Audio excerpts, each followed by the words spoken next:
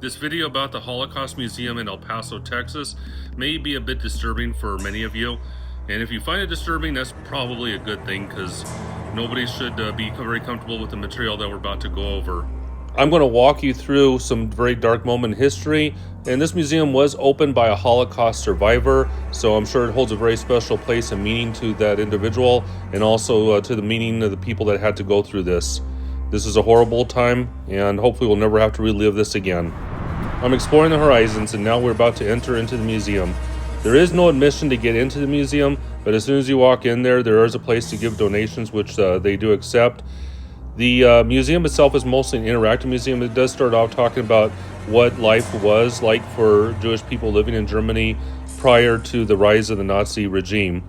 And pretty much for the most part, they just led normal lives, so this part is very short. There's not a whole lot to see here.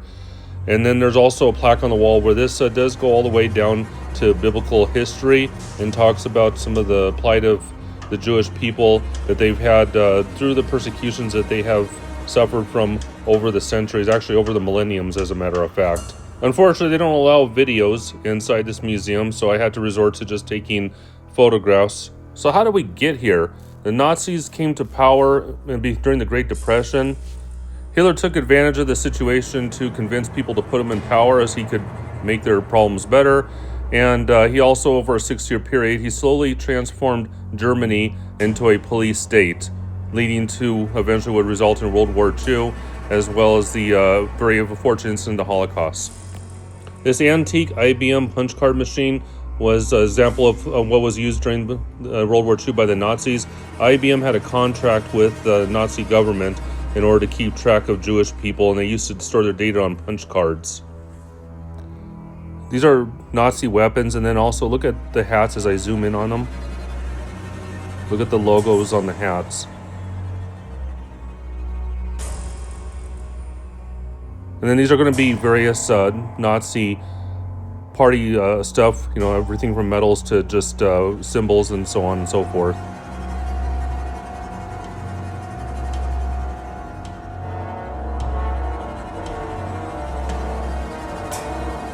One of the things I do like about this museum is that there are various TV screens all over the place that explain the history. So it is an interactive museum. You're not just going there to read for a couple of hours like if you're in a library, or you can also just do it online and read the same stuff. They actually do have living history and interviews of people explaining what it was like during this time frame. They even have people sharing their own personal stories of things that they had to go through during this unfortunate time. You'll periodically see these timelines. Those are timelines of major significant events that have happened in really anti-Semitic history. And this is a screenshot from the TV that depicted some of the atrocities that went on during the time period. And these red pictures I keep showing on the walls, those are just murals that they have in the hallways as you pass by. During the time period, this discusses how the Jews were stripped of their civil rights. And also the Evan Conference, when the whole world got together, had a conference on what to do as far as helping the Jewish population in Germany. And essentially, they turned their backs on them and didn't do anything at all. No, we cannot agree to those terms. That is simply unacceptable. We will not yield to such demands. So essentially, they weren't taken out of the situation they're in. This is examples of propaganda that was put out by the Nazis, and also there is an explanation of what the different propaganda means. And by the way, this museum is both in English and Spanish, so if you have members of your family in the El Paso area, when you're visiting there that only speak Spanish, you will be able to enjoy this as well. This is about the night of the broken glass, more or less what helped set off the Holocaust, where Jews were being picked on, and let's just say a lot of them were unalived and arrested on bogus charges.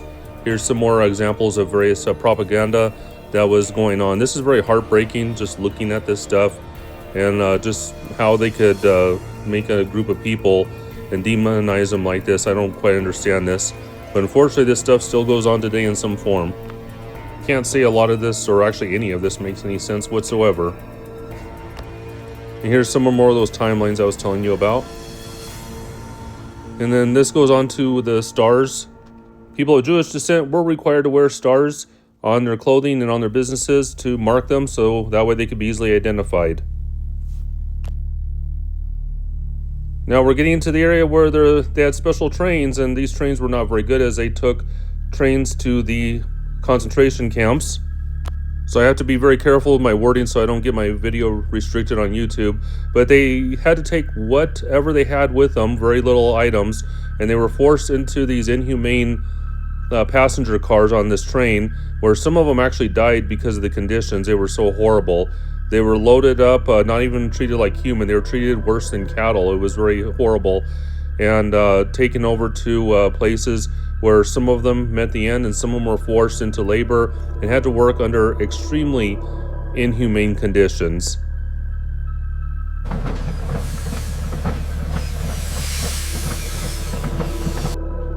There were TV screens in this model of a car that were explaining the absolute horror that they had to go through.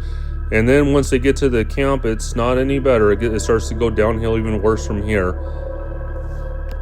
I can say it was very hard to look around at this stuff, to think, why would someone do this to another person? Like, what kind of mind do you have to carry this out? This is something I'll never understand, and hopefully you don't understand this either.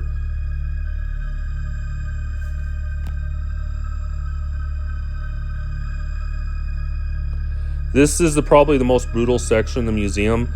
In fact, the museum does not recommend children under 12 attend this museum because it's so horrible here. You can even see stuff like shoes and other things that were used, that were taken from the victims. And see those bullet shell casings on the right? Those were found at some of the mass grave sites where a lot of people were unalived. So here's some just inhumane torture.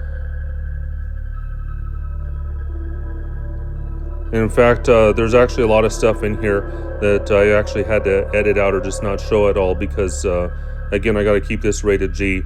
Those pellets there, they were used inside the gas chambers. So they were separated by men and women and taken into gas chambers, or either that they were forced to work under inhumane conditions. These are some pictures here and then some setup. This is going to be a model of one of the concentration camps, which really I can think of a more appropriate word than concentration camp to use. But again, I got to keep this rated G.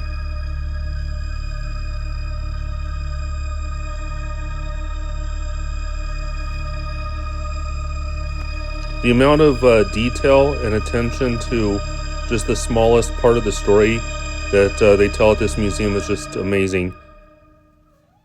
They do an excellent job of telling the story, but of course is also told by people that actually had to live through this. Unfortunately, the Nazis even went to the extreme of even putting fake shower heads inside the gas chambers. These patches here were stuff that were used by the Nazis to mark their prisoners. They'd be from different classifications of people, from whether or not they were criminals, if they were homosexual, if they were Jewish, so on and so forth. They put all the labels on here so they could tell at a glance which type of prisoner they were dealing with. And these were some of the uniforms that they were forced to wear. And I did have to edit this out because it does show unalived individuals in this photo. And this is from the gas chambers. And there's also a TV on the bottom that shows some very horrific scenes. And of course, unfortunately, I can't show the TV to be family friendly.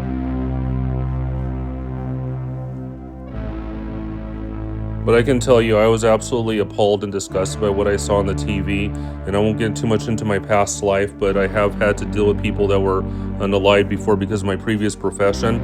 And these are examples of the pellets that were used to unalive some of their victims. And this is the bodies afterwards were thrown into these crematoriums. And one of the sick things that sometimes happened was some of the ashes were sometimes sold to farmers, or sometimes they were just spread out over a field too. I'm sure there's no care for the bodies whatsoever. These are a list of heroes. These are people that were prominent in helping save Jewish lives and smuggling. Even Schindler is mentioned on that list. If you remember the Schindler's List movie, he's on the list that they have inside the museum as well.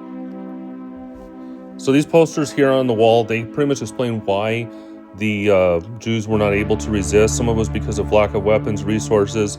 They were also forced and kept into poverty while they were Nazi army was very aggressive about making sure that the Jewish population in any place that they invaded or anywhere that the Nazi army went, that they were able to resist or fight back in any way.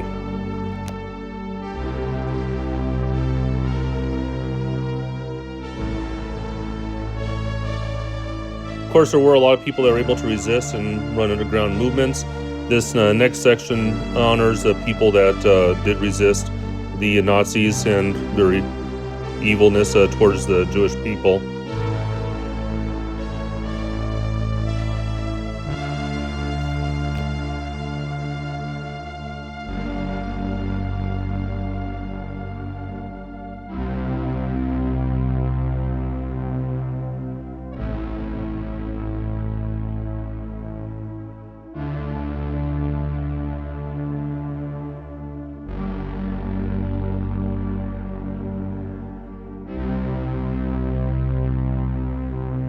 On the next screen, there's going to be a map that shows where the concentration camps were.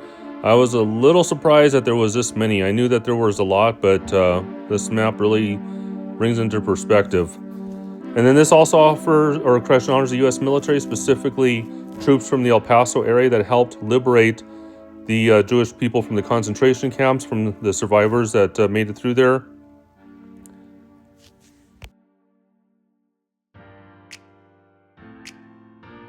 There's a pretty decent number of El Paso residents that played a very important role in history.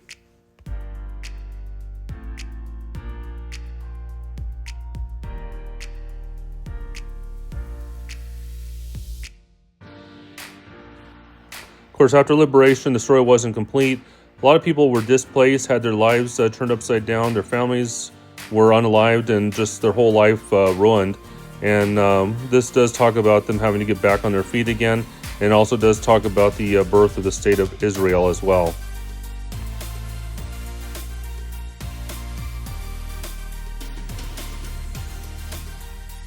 Some of the survivors made their way over to El Paso and made their homes here. These are pictures of a lot of the people that were settled in El Paso that survived the Holocaust. And they were also some of the same people you see on the monitors telling stories. And if you could just do me a favor and take a moment to hit that like and subscribe button if you're finding this useful. I also do a lot of other travel videos, covering the El Paso area, as well as Las Cruces, Tennessee, as well as cruise videos. So if that would be something you'd be interested in, please check out other videos on my channel. If you could do me a favor and just tell me in the comment what you think of this video, whether you liked it or didn't like it, if you have any positive or negative feedback for me. If you're looking for other places to visit, I think you'll probably like one of these videos that are being suggested, that are popping up here at the end